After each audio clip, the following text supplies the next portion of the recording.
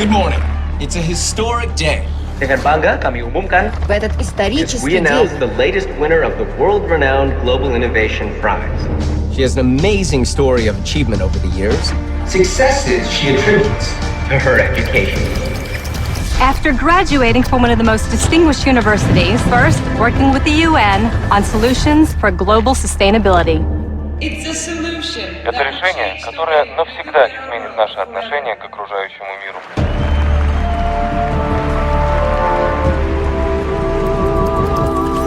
So, Mr. Young, you must be incredibly proud to see one of your former employees go so far. Well, we always knew she had talent and would go on to do great things in life.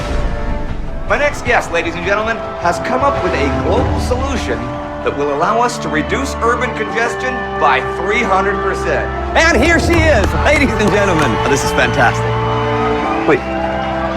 Okay, now, before we get started, your family made me promise to share this picture of you. Now, this is back when you first started with EF. Getting that? Well, if you think they're excited, check out what's going on around the world.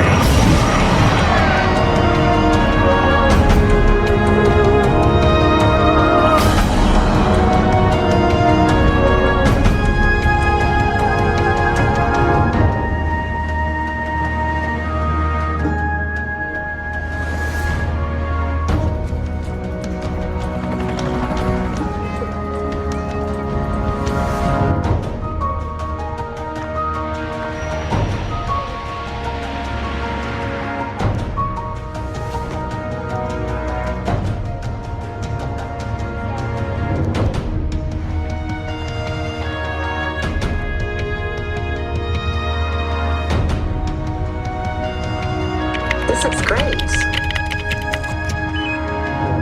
This is going to be an amazing story.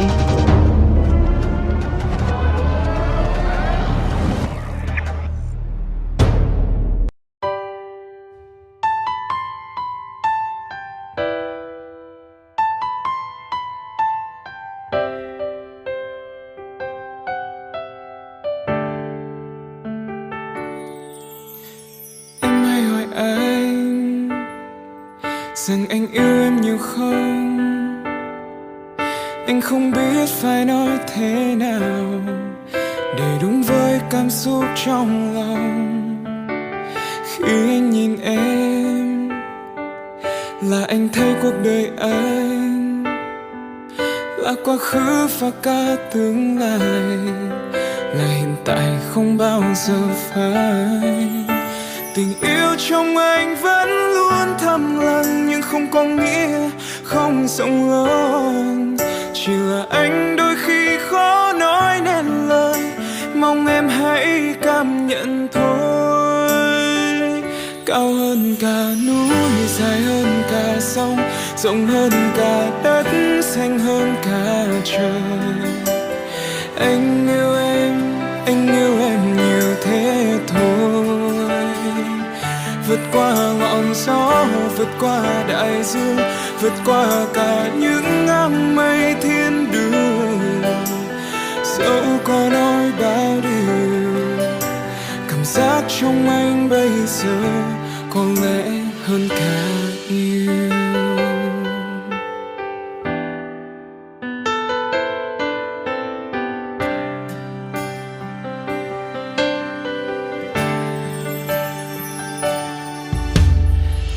Còn nhớ lần đầu tiên ta gặp nhau, chẳng biết trước lần đó sẽ là lần cuối anh yêu một ai trên đời. Anh không còn mơ gặp và yêu ai được nữa. Giờ anh đã có em đây rồi, cùng em đi hết quãng đường đời. Tình yêu trong anh vẫn luôn thầm lặng, nhưng không có nghĩa không rộng lớn.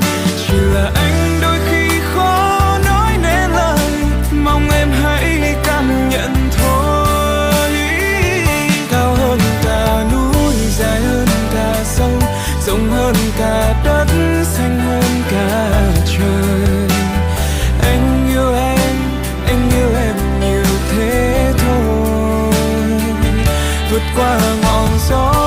qua đại dương, vượt qua cả những ngang mây thiên đường. Dẫu có nói bao điều, cảm giác trong anh bây giờ có lẽ hơn cả yêu.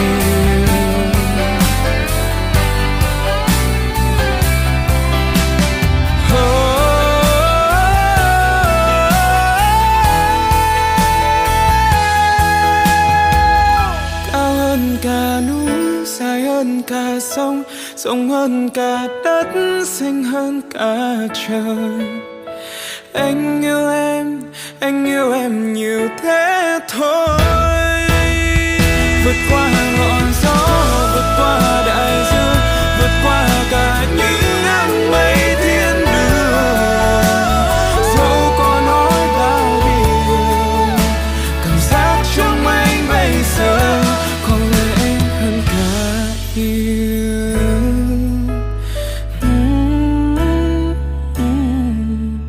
Cảm giác trong anh bây giờ có lẽ hơn cả yêu.